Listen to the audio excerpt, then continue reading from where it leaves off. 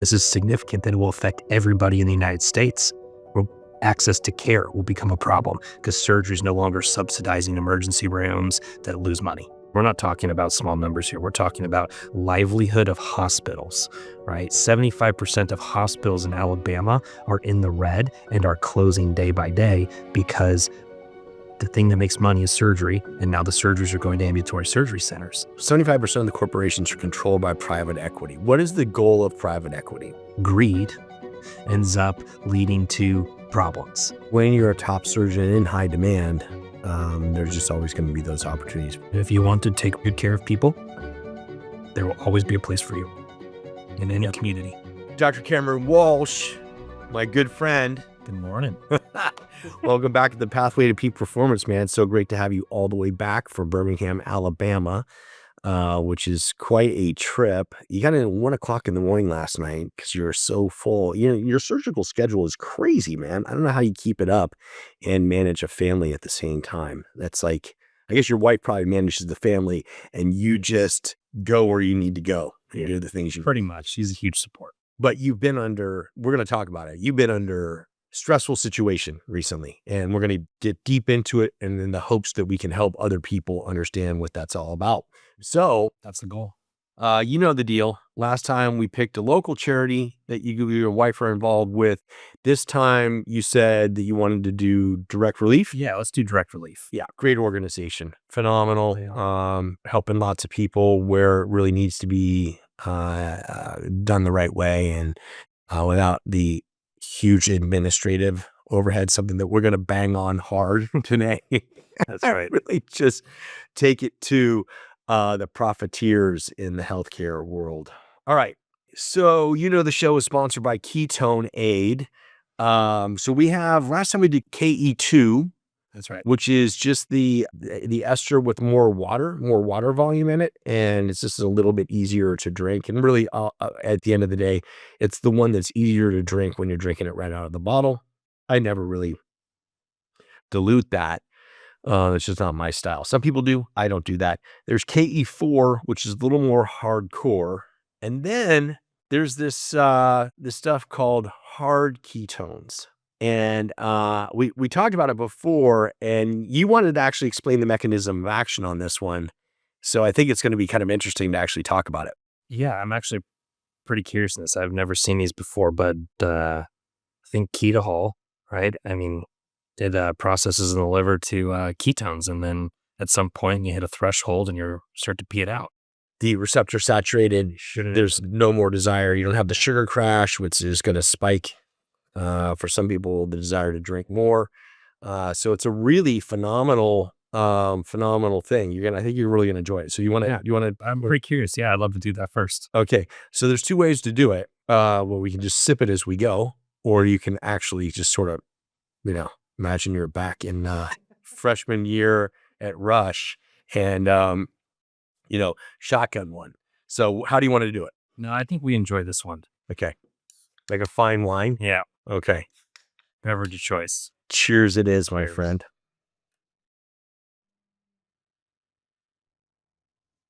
All right. Pina colada. Pretty good. I like it. Yeah. Actually, I think the flavor on this one's really good. This is pretty good. I really like him. Yeah, they've done just such a great job with these guys at that company. Frank Yost is the CEO, and Travis, it's kind of the right-hand man there. Just great guys. When did this come to market or really start becoming more of a thing? It's like a couple of years old now, but it was not really it's just now really starting to take off. I mean, I think you're going to start to see this in bars. I mean, I have not seen this at all in Alabama, period. Yeah, but it's not widely distributed. My big fear is that a Pepsi or a Coke, somebody like that's going to get a hold of this and basically start to, mass distribute it. Tends to be the way corporate America is going. Once again, here we go, right? Not that there's anything wrong with that. As a matter of fact, in many ways, if it's beneficial to the population, then I guess that's a good thing, right? Let the innovators create it and then let them take it out. As a consumer product is probably a good thing. It can be more efficient. Not always. Well, if you think about it, they've got the distribution. Much easier to scale very quickly. Yeah. So I think in many ways that makes a lot of sense. I love this stuff. Yeah, this is actually really good. Yeah, really good. All right. So you had a lot of stuff happen recently, and I think it's a cautionary tale. One in on the pathway to peak performance and in excellence, and in the way that you operate and everything that you do is about excellence and being the best. If we were to rewind on this decision, there are a lot of data points, decision points along the way that I'm going to go out on a limb and say you probably would have done differently had you known where you would have wound up. The good news is there's some golden light at the end of this. At the end of this thing, it's all good. But let's take it back for those that are going to make a decision about where they're going to go in their career. It comes at a point in time where we're seeing hospitals sell off practices that they acquired for the surgical portion. So, for instance, Optum is offloading orthopedic surgery practices. Hospitals don't want those practices anymore because CMS, Centers for Medicaid, Medicare, are essentially pushing surgeries out of the hospital where there's a high cost associated with that. And this hospital can bill the insurance company whatever it is that they basically want, remembering that the number one source of bankruptcy in the United States is associated with medical bills. And so CMS is saying, hey, no, we want you to push these into ASCs, ambulatory surgical centers, where doctors can actually own a part of that surgery center. So it's actually a really incredible time. We're about to see some things happen in the surgical world where we're going to see almost a complete reversal of what's happened over the last 20 years, maybe more, and go into a new phase.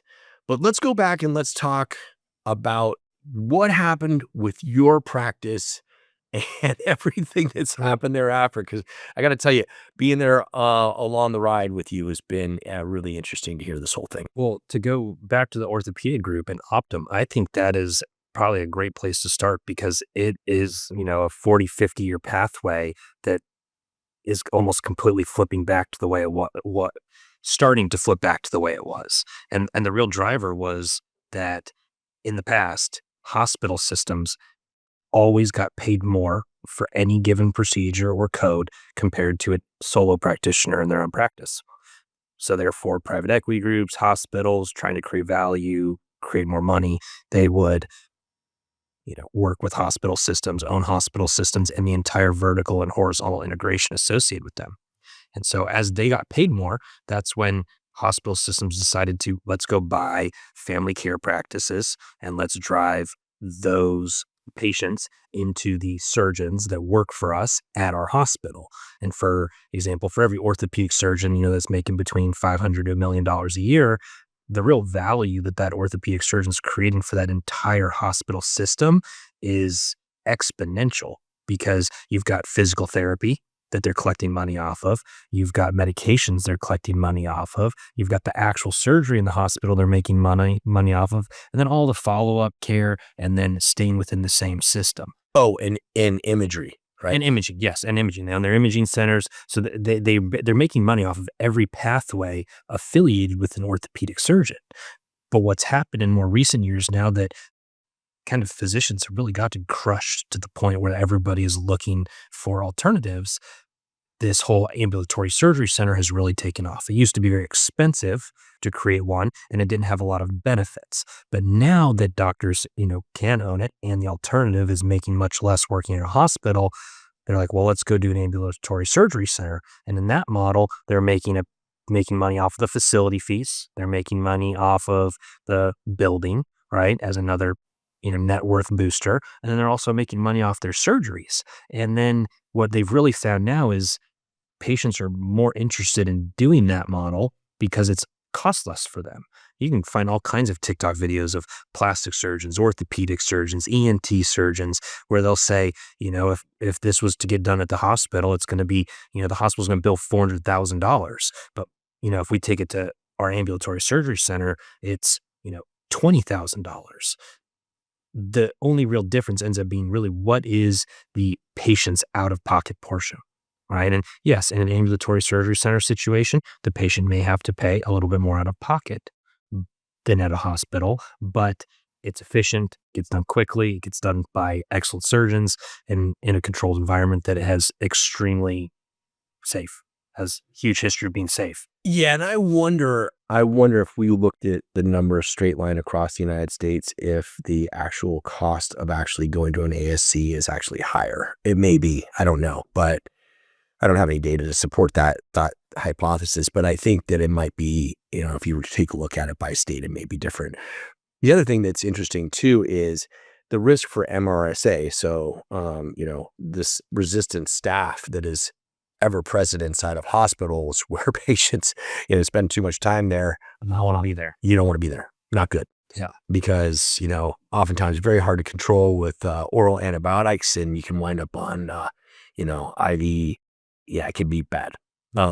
So I think this model is starting to make a lot of sense. Yeah. So that's where CMS gets involved, right? CMS is finding that, their primary perspective from their side of things is we need to reduce healthcare costs, period, right? And so they're saying, well, why would we encourage sending patients to hospitals where it costs overall more across the board because hospitals have generally had leverage to collect more, charge more for their work. Whereas if it costs CMS less to take patients to an ambulatory surgery center, it's in CMS's best interest to encourage that flow of patients to the ambulatory surgery center. So that's what's happening with that recent update. Yeah, and it's the option, the obvious thing is reduce readmission, right? So there are going to be a lot of changes coming, and I think it's going to actually get pretty messy. And the reason why is because the next step is all of the legislation that's state by state surrounding certificate of needs, which is the ability to create an ambulatory surgery center and bill insurances to collect facility fees. Yeah, you don't have that, then you can't bill insurance. right? And every state is completely different. In Alabama, it's a certificate of need state. To get a surgery center is very difficult and very expensive. Whereas other states, it's much easier to get. And so I think what we're going to see is a lot of politics surrounding this CMS update and who's controlling the flow of patients, because we're not talking about small numbers here. We're talking about livelihood of hospitals, right? 75% of hospitals in Alabama are in the red and are closing day by day because the thing that makes money is surgery, and now the surgeries are going to ambulatory surgery centers. So it's not even, this isn't something small. This is significant that it will affect everybody in the United States. Access to care will become a problem because surgery is no longer subsidizing emergency rooms that lose money. And yet emergency rooms cost, it's insane. If you go to the emergency room, the costs on that are just, and not transparent, right? You have no idea what you're paying. You're going to get some sort of crazy bill. You have no idea. You're just contracting in that ER, ED. And if the emergency doctor is in network or out of network, right, they contracted with, you never know. You never know. You just show up and you hope for the best. And so we're already seeing some of these changes in Alabama. So the Alabama Medical Board just came out with a new rule that says as of January 1st, 2027, all ambulatory surgery centers, not just ambulatory surgery centers, any physician doing surgery in an outpatient setting, that's anything, that biopsies, anything under local, your dermatologist, anybody, any physician, anesthesiologist, right? Any physician doing surgery in an outpatient setting, that facility will have to be triple AHC or quad A certified anesthesia center, which adds in a massive amount of administrative burden and cost to those centers.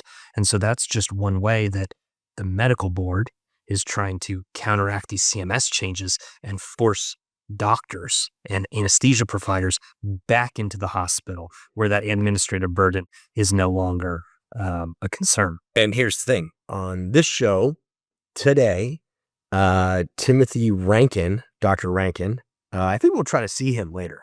He's great. He's absolutely awesome plastic surgeon. Just got his Quad A certification, and the way that they did it was that their consulting group plus the Quad A certification body was on FaceTime, and they were going through and they were showing, so they didn't even have to send out a Quad A That's nice. person on site. So this is really interesting, right? Yeah. This comes at this point in time when there's going to be a massive need for certification. So Quad A, Triple HC. I mean, I think what we used to call back in the day JCO, but now the Joint Commission is really relegated to the hospital world. I don't really see that too often in practices.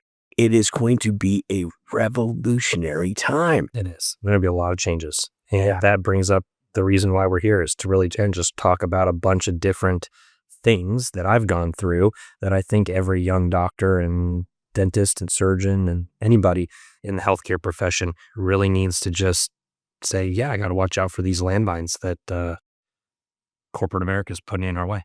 Yeah, when you think about 75% of the corporations are controlled by private equity. What is the goal of private equity? We've talked about this before, but at the end of the day, they don't care about you. No.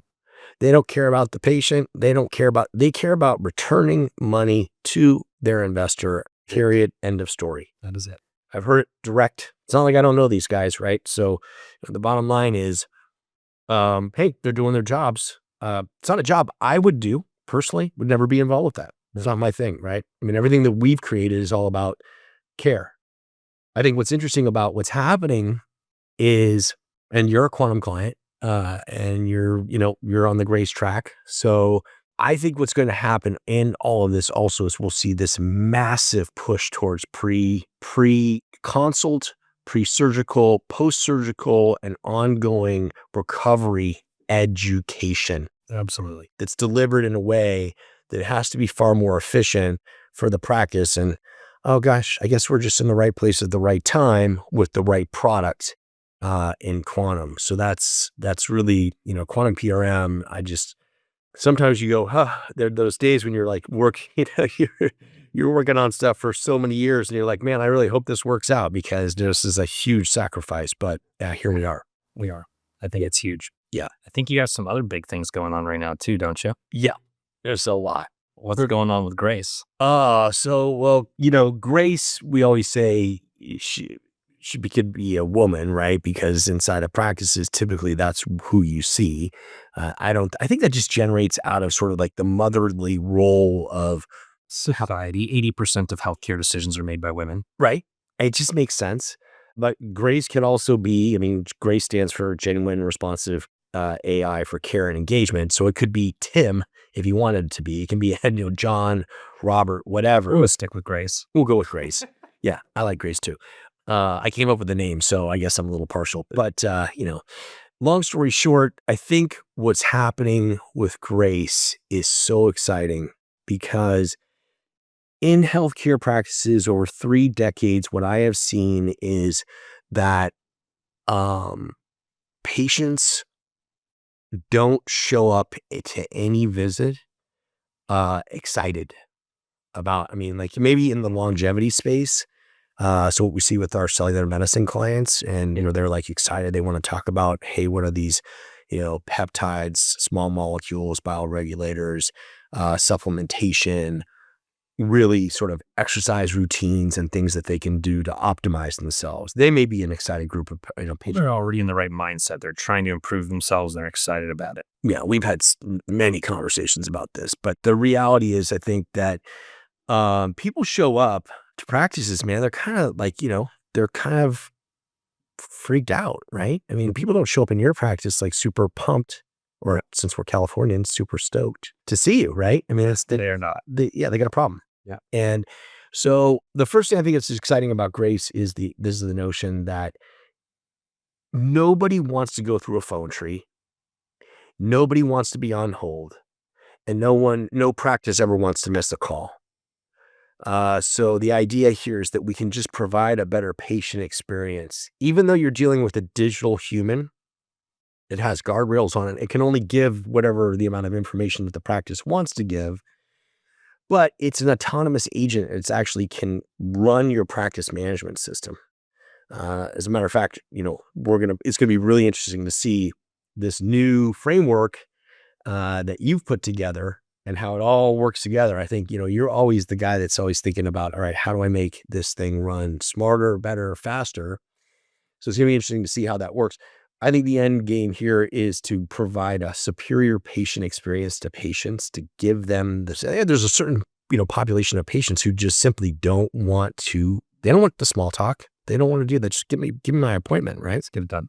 Yeah. So that's where we are. And it's now about to really take off and explode. So I'm just really pumped about it. It's a lot of work, long time, a lot of hard work. And, we put it up against Tesla's agent the other day, side by side, and it just basically blew it away. Now, the one caveat I will say is, first things first, like him or not, right? Never rule Elon out. I mean, he is, I think that comes down to compute, and that could be just a demand on the data center, the latency. So what we're always trying to do in any of those situations is beat latency.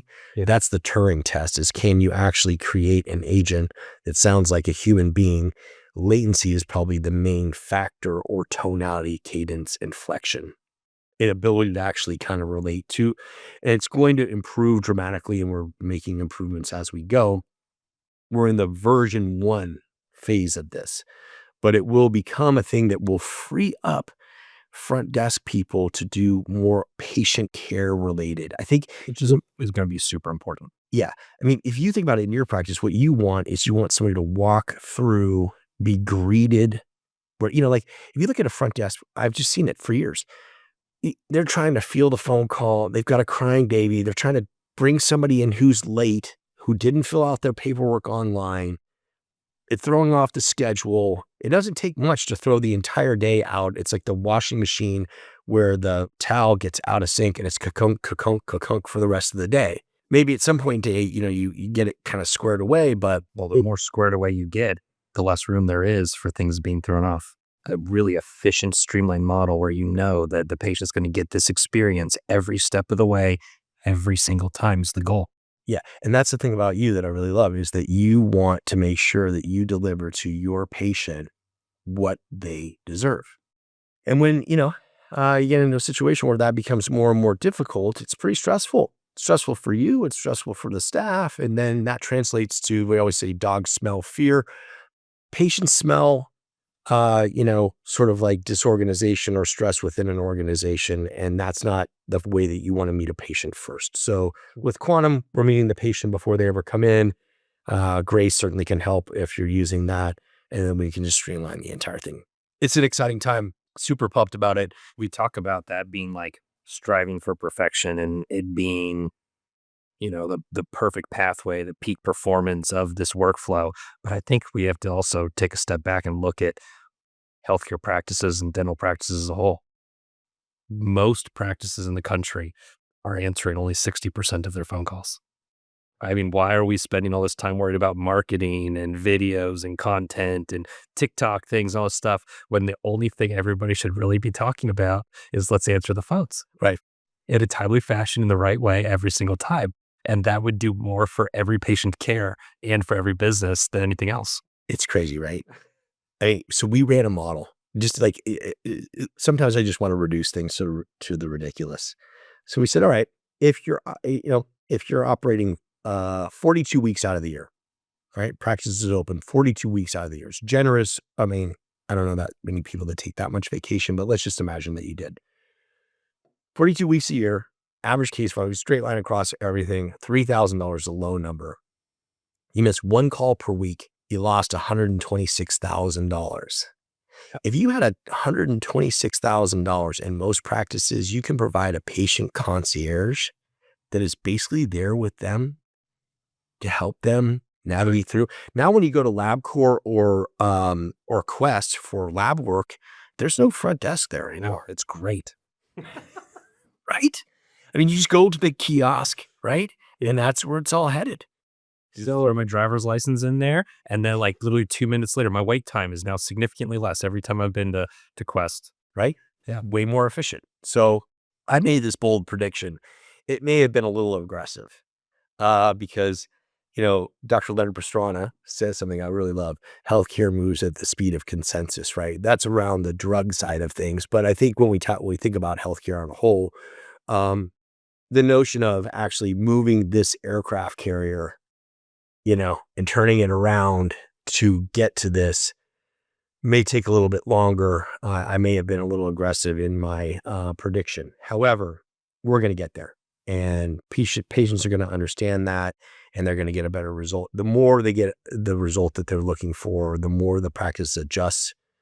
And I've often said it's not about replacing human beings. It's about providing a better patient experience. So we don't want to lose. I mean, if you think about it, healthcare makes up, well, this number is going to change. 19.4% of our GDP is assigned to healthcare in the United States. As these things start to change, I wonder if that number is going to go down. We talked about previously. So who knows, right? It's just too early to tell. But it's an exciting time. There's a lot going on. Let's get back to you. Yeah, okay. Because this is the story of 2026. This is the beginning of something that, you're starting to see this thing starting to happen.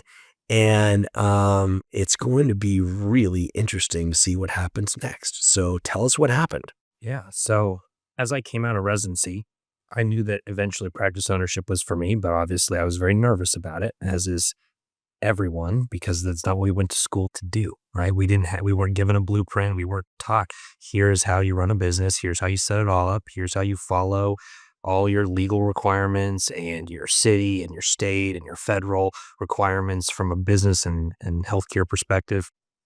It's intimidating. And I think the system is intentionally set up that way so we don't learn these things, because it supports private equity groups and hospitals and all the people that already have all the control, right? So I decided to partner with a small DSO coming out of residency. So for the listener that's, on this particular doesn't know anything about healthcare, DSO is a dental services organization. It's a management group. It's a management group. That's funded by some outside entity. Correct. And they're in the business to make money. It's called the corporate practice of dentistry. Yes. They're there to make money. A dental service organization, management group, funded by some sort of outside money, right? The idea is that they are business people that are good at running a business efficiently and helping it do better than it would otherwise. That's the intention, or at least what they sell you on. And not everyone is made the same, right? Some do accomplish that goal, right? Some run an excellent platform that drives, increased amount of patient volume care that benefits the society, that reduces overall overhead. And yeah, they make a profit, but the dentist is doing more volume of work and helping good patients, and they don't have to do this other work. So there is situations in which this could be done very well. The reality is that greed ends up leading to problems, right? I mean, it's a sin that has certainly corrupted the healthcare space. And in this particular situation, right, I partnered with a dental service organization with the intention of them helping me run a better business, get started efficiently and quickly, and not make mistakes, right? They also have dentists that I can work with that can help with referrals. That's the intention, right? Well, it very quickly got to a point where my personality, wanting to go through every little thing and try and make everything perfect, wasn't quite their standard, right? My standard of how I wanted things done was a little different. And so it started to create some friction. It also kind of led to a point where there was a bunch of things that we set up in the original contracts that I didn't fully understand. And those things that I signed for, right, ended up kind of corrupting the business a little bit over time, that ended up creating more of like a chokehold and less of a pedestal to support me on. Let me ask you something about that. I hate to interrupt you when you're on a flow, but I think it's important. Do you think that they went into it with the intent of figuring out how to, you would hope that they would prop you up, or do you think that there was maybe the notion of wanting to get control? This is a great question. So it's always about control, and they will never go into a deal unless they have control. So you need to know the first thing, if you're ever going to work with a DSO in some sort of partnership, right? If they signed that document, they somehow have control, period. It's crazy. So, in another business, that you're also a client of, in another business we have, called New Volume, um, is an agency. And, the long story short is the minute a practice signs on with any MSO or DSO, any kind of organization, those guys want to fly to the moon on the cheapest rocket, right? Not good for the practice, not good for the patient, not good for the doctor. It's actually really bad for the doctor because they're really capping their ability to actually make the numbers that they need to make within that agreement that they've put together. So, because typically they're using, I remember the first time I talked to one guy, he's like the director of marketing for this organization. He goes, can you explain what NAP information is to me? I thought for a second he was kidding, right? And then I thought to myself, he's not kidding. This guy he doesn't even know what he's talking about. He has no idea. I mean, the most basic stuff. These guys are coming from, one group had somebody from, I'm not going to say the company, but it was like a, consumer products company, had no clue about healthcare. No, they don't know how healthcare works at all. And it's just about how do we bring stuff in-house, cut it down, cut it down, cut it down. And so patient experience just goes out the window with that, in my opinion. So it's interesting. To kind of go back to the initial intention, right? The initial intention is they create value, they help run a business, and they do it more efficiently. It's better for everybody. Well, I think when you were to go get an honest opinion from the investors that have control and own that management company, the real answer is how do we maintain control and drive profit, right? And they have two goals in driving profit. One is recurring revenue from the practices, and two is what a potential sell will look like when they sell to a bigger fish. And that is where greed really corrupts the business, right? And the idea is that when you acquire more and more practices, right, you have a bigger platform, then you can sell for exponentially more money on arbitrage value. Yeah, and I think one thing that has to happen in that equation is that you need to squeeze your expenses to get your EBITDA to a spot where it's super attractive for that acquisition. And they go out and they promise these terms that are like, 16x. I've yet to see anybody. I'm not aware of anybody getting that. Yeah. That's like a Bell multiple. That's just sort of. And so people say 16x, but it's 16x of what, right? Let's go manipulate those numbers. I can show you 16x. Yeah. Right. But you're going to be like, that was some funky math that you just did there to fabricate a 16x multiple because it sounded good. And it's like, okay, I would rather have a 4x EBITDA multiple of 1 year's net collections than 16x of some chopped down massive number. But that's what they do, right? Is they're going to take your profit, they're going to chop it down, they're going to subtract some things, they're going to say, well, we need to add in, when we buy it, we're going to have $500,000 worth of equipment costs that we have to upgrade, and chop the number down. And they're like, but we're still going to pay you this much. So it's actually a 16x multiple, right? So the multiple really doesn't matter. It's what is the actual number? And there's no such thing as a free lunch. It just doesn't exist. You can't make something out of nothing. So let's talk about, let's give credit where credit's due. What's the benefit for somebody? We look at people who are coming out of residency, they got massive debt. You paid for everything. I think that's one thing that people, if I'm a person, I'm listening to this, I go, well, this guy's just thinking about business. He's thinking about healthcare from a business standpoint. You have massive debt. You did a 6-year program, right? DDSMD program. That's a huge, 14 years post high school of just, imagine high school. And then for 14 years, you're really living close to the wire. You got a lot of making up to do to support a family. So for a person coming out of residency, it makes a lot of sense. I think that's why, there are certain organizations where, they just offer a ton of money to these residents to get them in. They throw massive amounts of money, and these guys look at it, they go, hey, I can erase my student debt Yeah. Uh, But that's nothing new, right? This was done in accounting and investment banking and lawyers, right? There's always been deep recruiting, right? Get people locked in, the really good ones, when they don't know that they're really good yet and they would be better off on their own.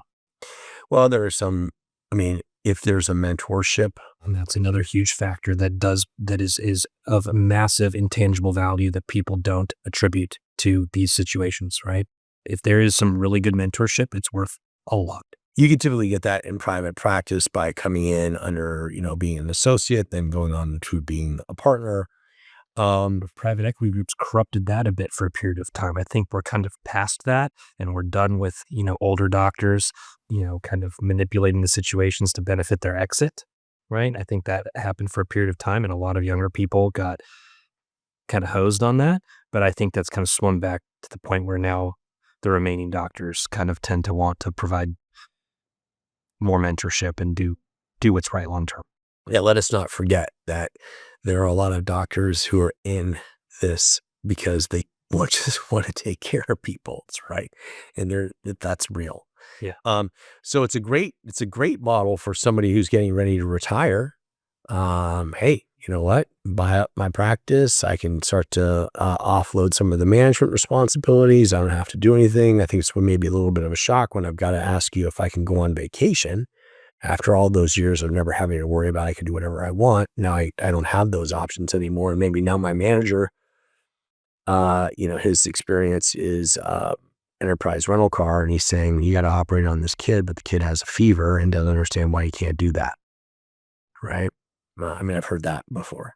If you're in a good situation with a good dental service organization that's really supporting you, helping you with education and mentorship and student loan debt and providing good volume of good cases and your happiness, it could be great. Right? Those are out there and those are great. But it's getting tougher and tougher. Well, it's going to be interesting to see also at the end of the day, you have it's like the EHR business back in the 2009, 2008 era, you know what I mean? Before CCHIT. I think what we saw was there's all these different EHRs that were out there, and what people were trying to do. And I can remember being in the Senate Hart building sitting next to Patrick Kennedy, where he's talking about, hey, if we had a 737 going down every single day, people would stop flying. But we have that happening with medication interactions and people dying because we don't know, they're getting prescribed stuff from different places, from different doctors, and their interactions that are causing these problems. Even simpler than that, you have people dying every day because of pre-authorizations on insurance companies preventing access to surgery that people need. Or what about this kid that died of the inhaler thing? Yeah. You heard about that recently. I mean, that's insane, right? Now the formulary changes. Yeah. You take a look at the structure of how healthcare really works. I think, I don't know how long this can last. I don't really know how long this can last, where you actually have an insurance company that owns the pharmacy benefit manager, or the CVS owns the insurance company that owns everything. It's all one continuous loop.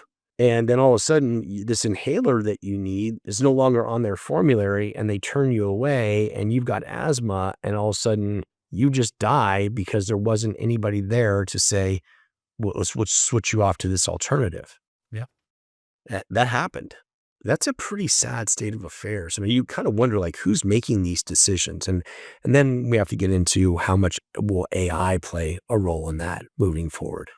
And that's going to be, the other day, I'm mentioning Dr. Pastrana quite a bit, but he said on the other show that we have, Sell the Systems, he said, this year a doctor will be sued for using AI in the treatment plan.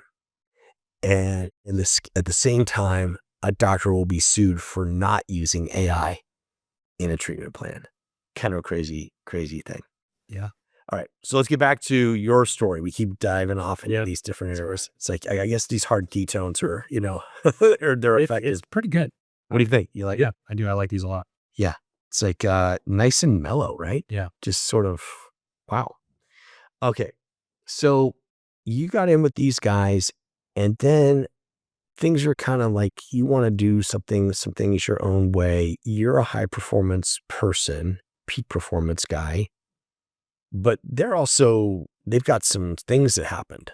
So during the initial phase, right, as everything is growing and things are going great, everything is great, right? The issue happens is when there is friction, right, and things start to devolve, right? That's when the problems and the contracts and all these other details start to become a problem, right? And so what started happening was they're essentially insolvent, right? So their side of their business is not doing that great, right? And there's a few reasons for it. And the reality is they just didn't have a great uh, succession plan for their practices, right? If you're going to buy retiring doctors that want to retire in 3 to 5 years, you have to have a robust model of recruitment and training to replace those doctors.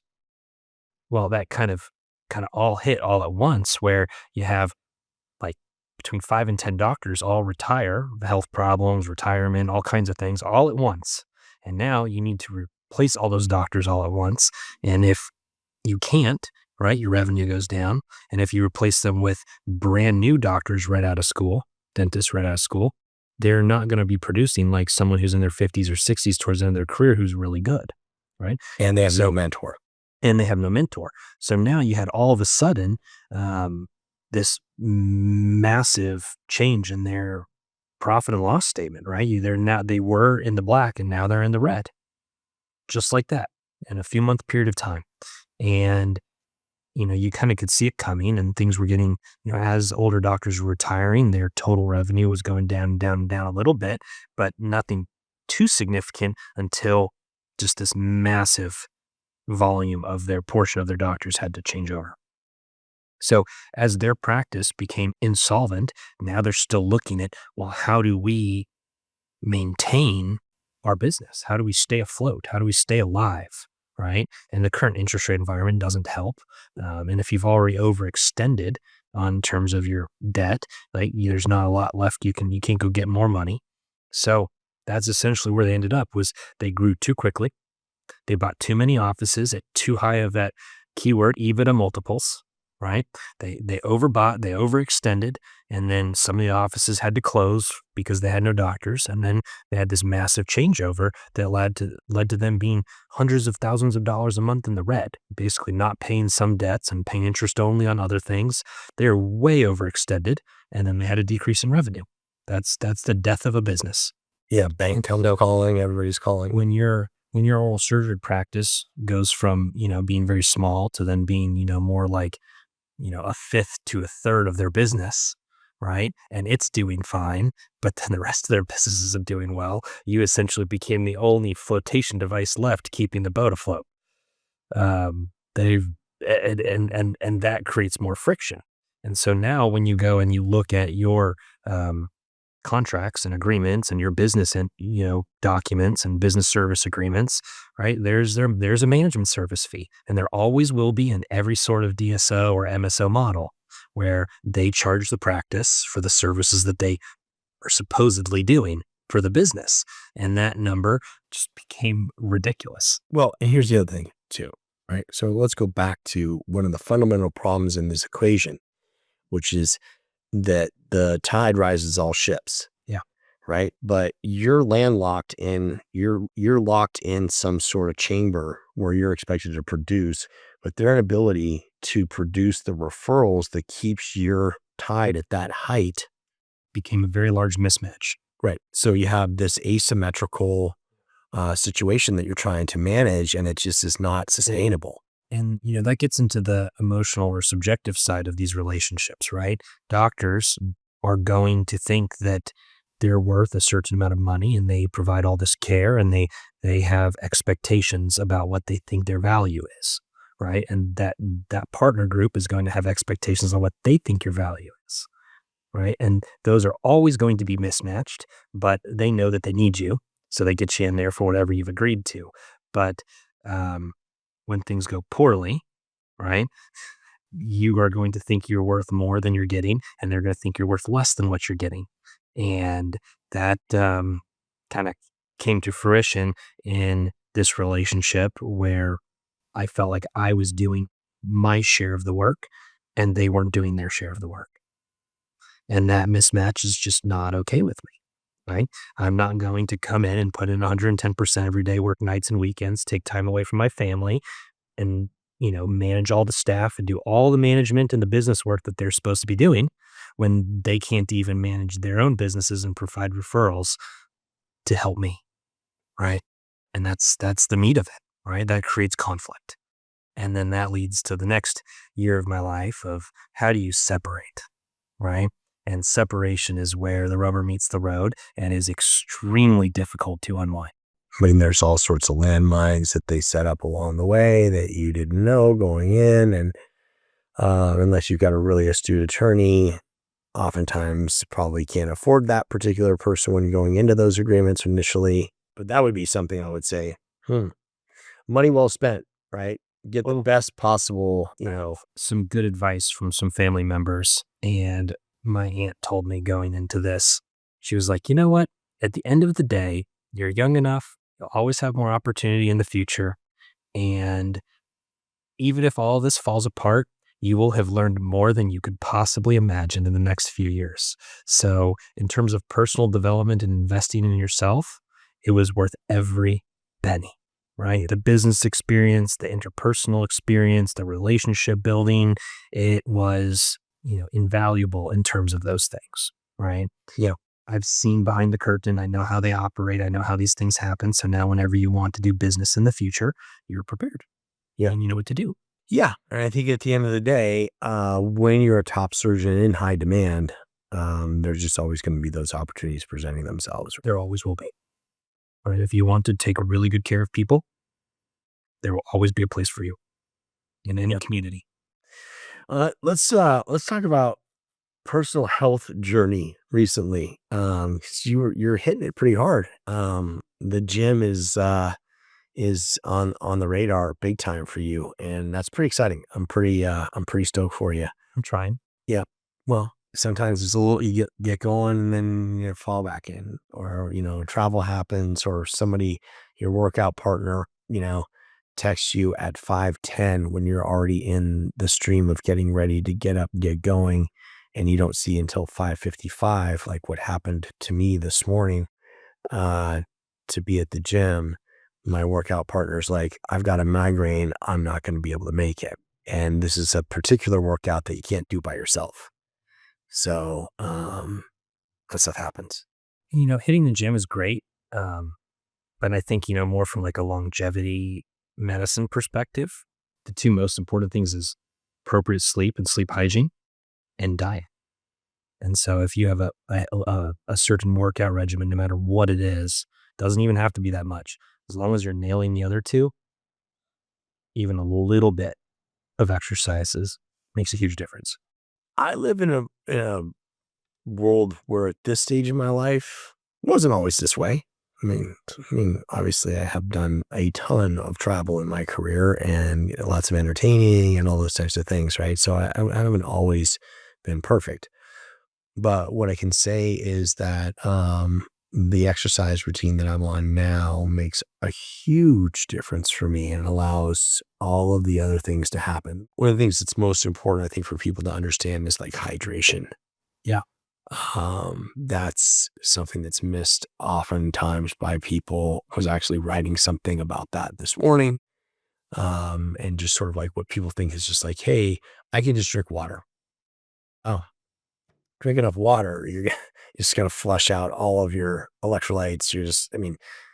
There's only a finite amount of that you can do. So there's some other ways that you can actually get your cells hydrated.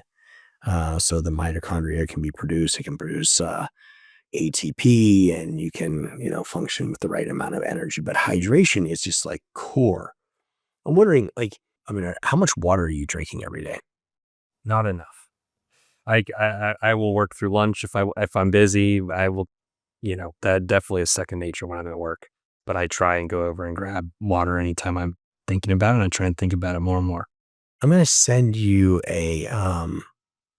something. I'm going to put you on a 30-day challenge, and then you're going to go for about 2 or 3 days. And I want to see after you do this, if you go, I didn't eat that at all. Doesn't matter. Doesn't make any difference. You know what? You're a discerning guy. You're going to be able to tell the difference. I want to see what happens. So I'm going to send you this stuff. Will you drink it if I send it to you? Yeah. Okay, cool. I'll try it. I'll look at it. Yeah, that's good. Yeah, I love what you said. Last time you were in, we were talking about, sort of like glyphosate and in your neck of the woods, well, I guess in the Mississippi River Delta, where we see that huge dead zone from all that glyphosate that's been, run off into the Gulf of America. Uh, the reality is that it's pretty crazy to think. I mean, like, you've got to be really careful. I love what you said before about sourcing your food, really paying close attention to, I live in this bubble, right? Where everything that we get is, we have options to get everything at the highest quality. And it makes you really realize there are people that are just living in food deserts that just don't have access to a lot of the stuff. It's assumed poison all day. Yeah, it's terrible. And I think, if we really get down to it, I think you've just nailed the head. I mean, if we really want to call it like it is, it's like, hey, you nailed it. Sleep, which, obviously travel disrupts your sleep patterns. Certain things can put you into a sleep out of whack that maybe you never recover from. Residency has an impact, but sleep is critical, and sleep hygiene, which is really, that's something that, I think people should really learn more about, like, how do you manage Absolutely. your sleep? And there's all those devices on the market that like kind of try and help track your sleep and things like that. And I think those are excellent. I think some are much better than others. And I personally use this Hume band thing. And then I've got like the Hume scale, and it just provides me a ton of metrics on everything. And so, as I was working on my sleep hygiene, right, there's a bunch of things you can work on, but I found that if I just go to bed at 9:30 every night, I naturally wake up now the exact same time every single morning without an alarm. And I wake up like ready to go. And then I do my workout routine and my nutrition routine in the morning. And then I have a big lunch. And then I pretty much don't eat anything after 5 p.m. And I feel incredible. Sleep and the food is a huge starting point, right? No processed stuff, get rid of all the crap, and then good sleep and an appropriate amount of calories of high quality stuff, and you instantly feel better. Yeah, you're probably on the 16-8 fasting sort of regimen. I don't even call it or name it, right? But the real reason why I don't try and consume too much after 5 p.m. is for like acid reflux. Years of schooling and stress and drinking at nights and things like that. I mean, allergies, allergy medication can make acid reflux worse. I was having a bunch of acid reflux. Improving my health is gone now. Yeah, I dealt with acid reflux for years. There was actually, I found somebody who helped me, and we went through a protocol and completely reversed it. And it was like a whole elimination. It's interesting. There's just more stuff talked about in the gut microbiome now. It's like, there's this, it's like this app that you scan anything and it tells you all of the bad stuff that's in it and gives it. Oh, that's awesome. It's so cool, dude. You got to check it. Yeah. So the long story short is, like, people are waking up to, like, hey, what I put in my body, People are waking up. what I ingest, and also what I put on my skin. Something that's really came up. Another thing I was writing about is phthalates and the chemicals parfum that basically enables them to, like, hide all of the things that are the chemicals that are inside of that particular scent, fragrance. Those fragrances are endocrine disruptors. Massively. Can cause massive problems for You people. go to these hotels and all these other places that put it in the ventilatory system. Then you're just going into these buildings, just breathing all this stuff in, control the person's experience. It's insane. I would actually take, at one point in time, there was like scent design where they were designing scents for people, they come in. But I think, that's kind of the one size fits all. I mean, anyone could be sensitive to any kind of scent. So what could be really appealing for somebody could be completely off-putting for somebody else. So I think it's better to go scentless, right? I was going to, take you to this place for dinner tonight, it is probably one of the best sushi places, has been for all. I mean, it's rare to see these restaurants survive for a long, long time. It's because they're just really top notch. The problem is that they started using what I can smell right away is a product.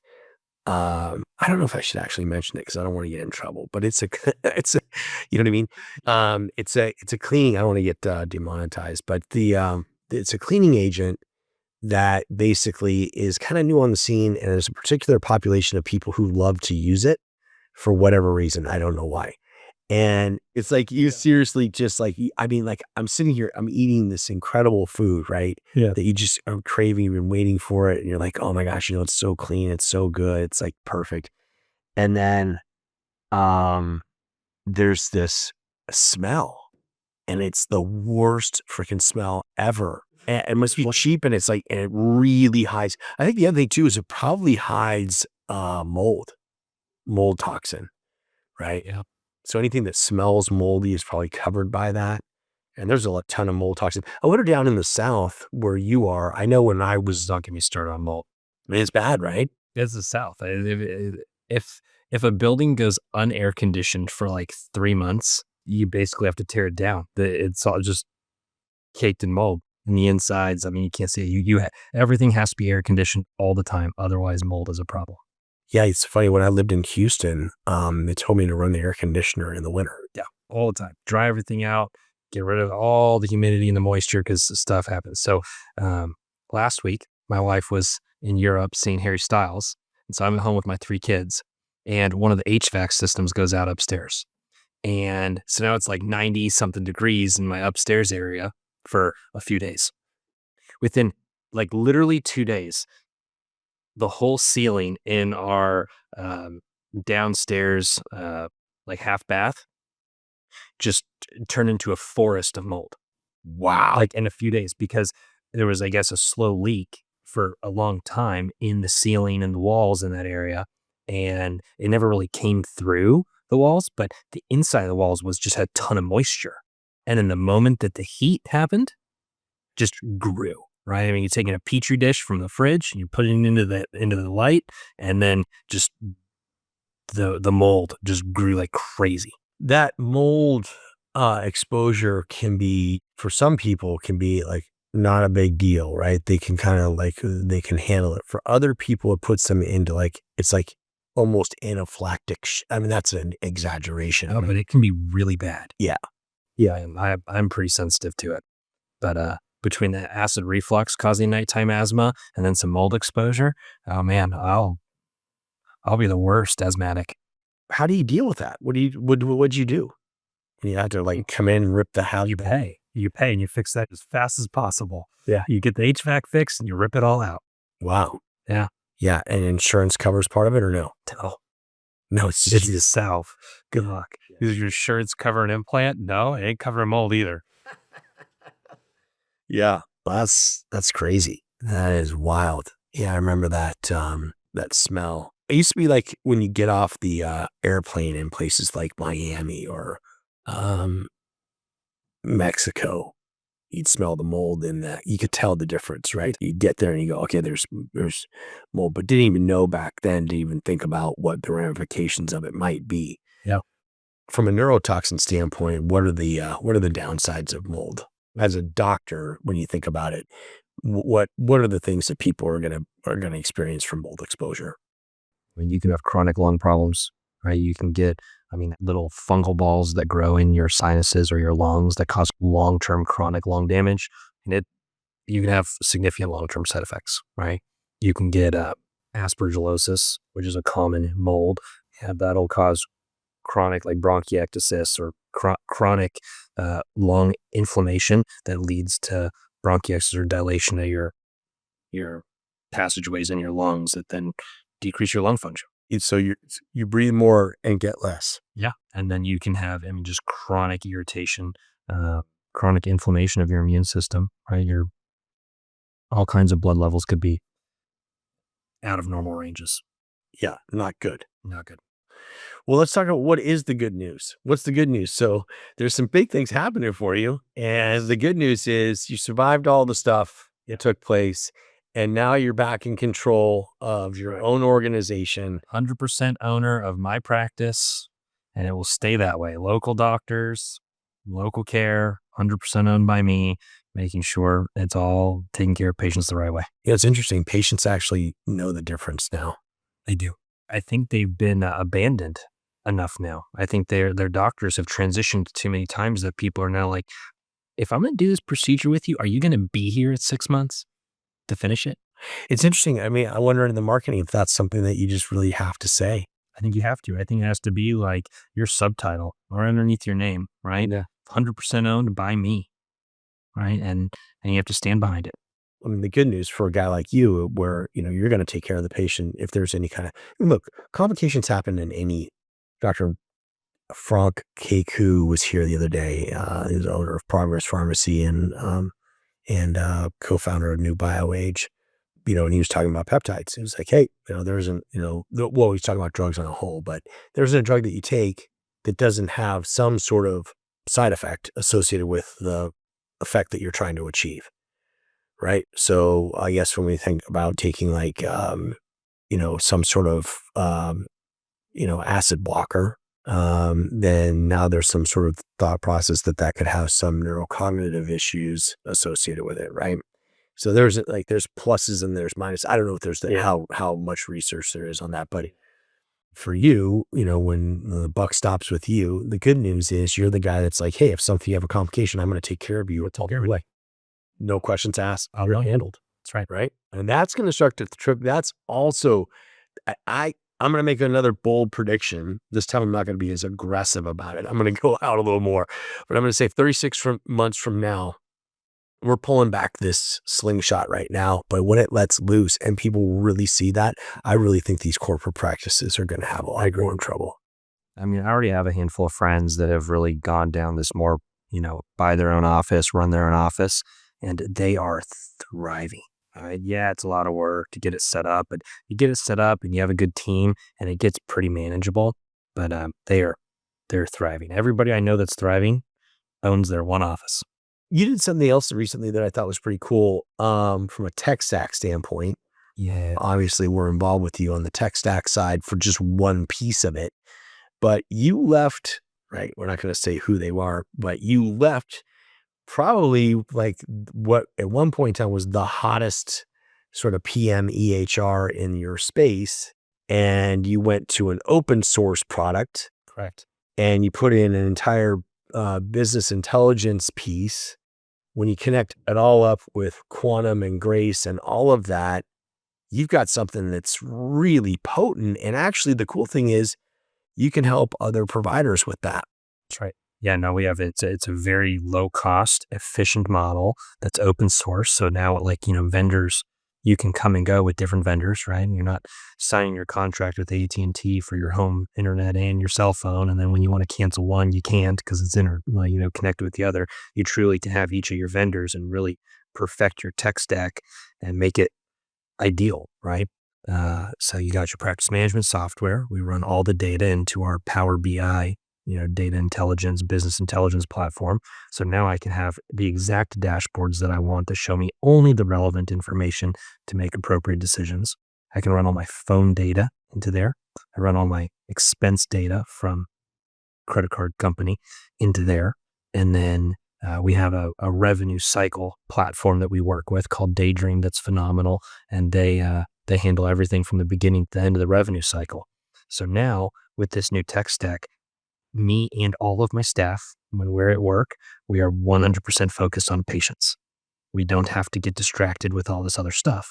And it's a really low cost, really, really solid tech stack at this point. And even the RCN data and the insurance level data, I can run all that into Power BI and have a really robust amount of data. What's really cool about that too is you start to understand how a payer is actually going to pay. Right. So, hey, CMS is going to pay whatever. They're going to reimburse on this amount. This is their fee schedule. They're going to bring back this amount of money to you by this particular date. It allows you to understand what are the things that you can do within your practice. You're not guessing. You're running your practice in a way that allows you to really have a good, clean insight into exactly what you're going to need in order to be effective moving forward. What kind of equipment can you afford to buy? There's always something new, right? There's always something new that's coming out. I mean, I think you have all the latest and greatest equipment. I don't think there's anything you really need to add, but there will always be something down the road. But like, you have a lot of people paying for these, KPI data analytics platforms, and they're costing like 1,000 a month, 1,500 a month for all this.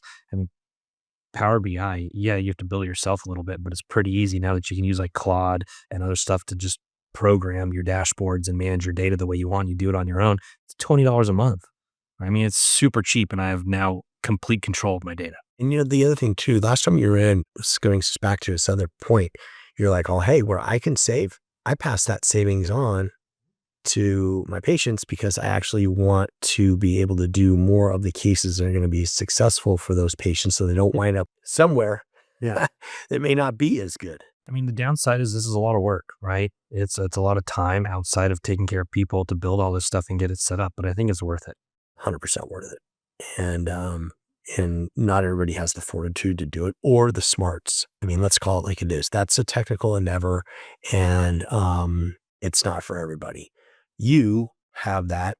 I mean, I think you come from this family that has like this engineering background. So these types of things are probably, this kind of stuff is like not that, you're a technical guy. This is not that hard for you to do. But for some people, this is like, well, I wouldn't know, they wouldn't know what to do with it.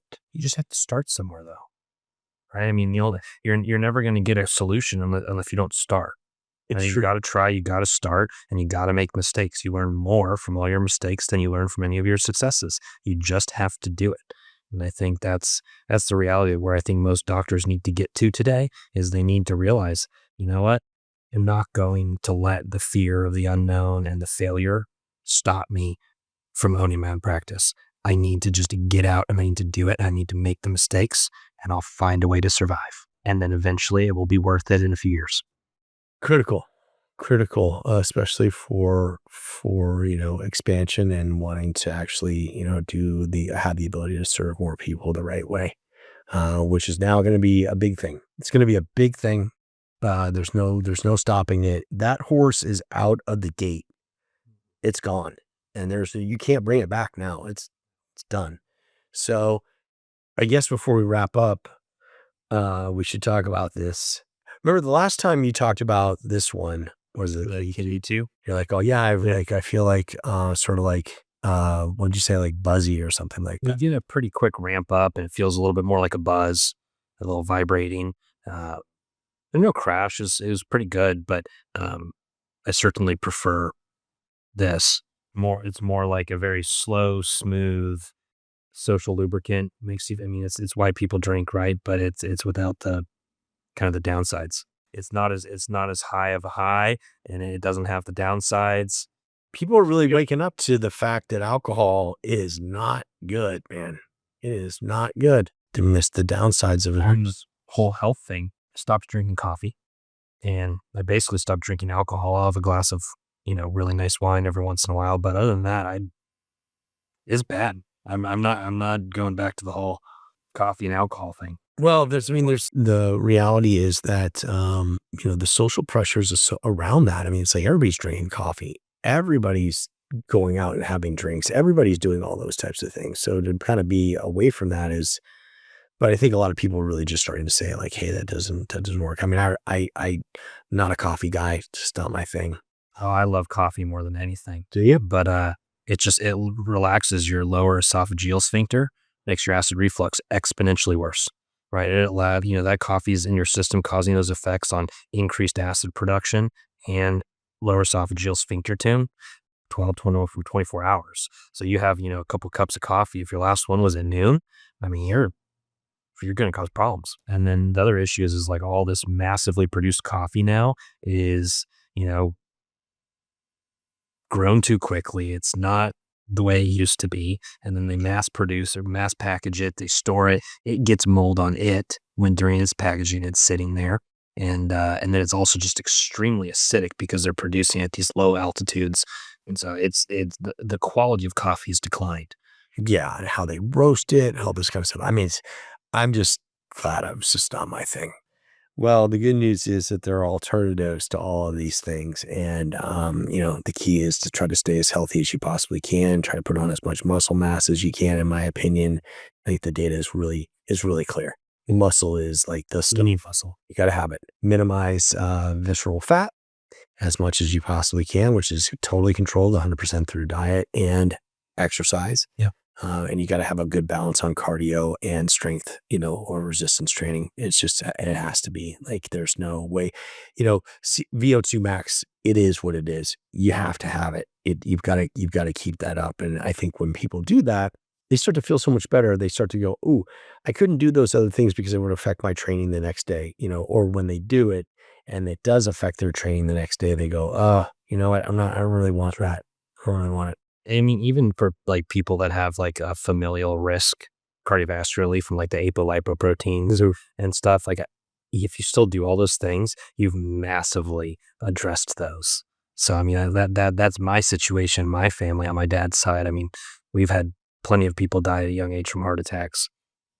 They also smoked, which contributed to it. And they also didn't live a healthy lifestyle that contributed to it. But then someone like my father, who's lived an extremely healthy lifestyle his whole life, very active, always outside, exercising, he's doing great.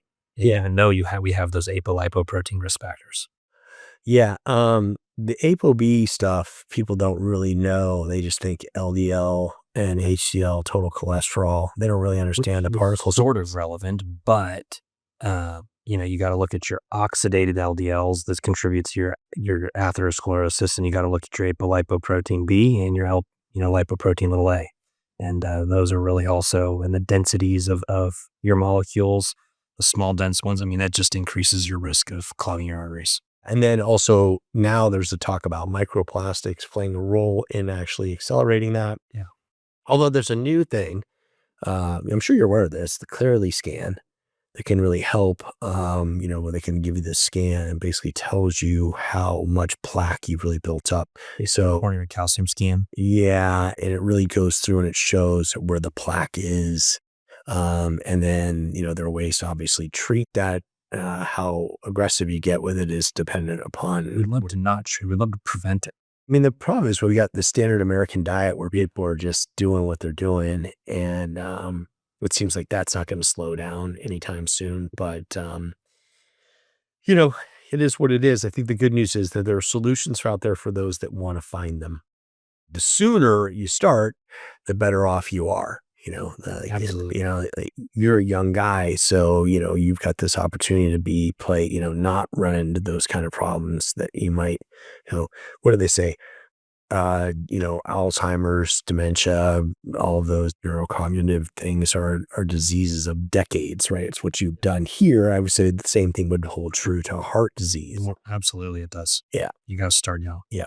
It'd be really interesting to see you in about 6 months, maybe a year. We'll see kind of like how things go, but I really would love to check back in and talk about this stuff. I know it's a heck of a trip to come out here to be on the show, but I really do appreciate you being here because it's always a fun time. I love coming out here. Yeah, it's always a fun time, and we cover such great stuff, and the big changes that are happening are going to be monumental, and so you're right in the thick of it. It's just awesome to have you here.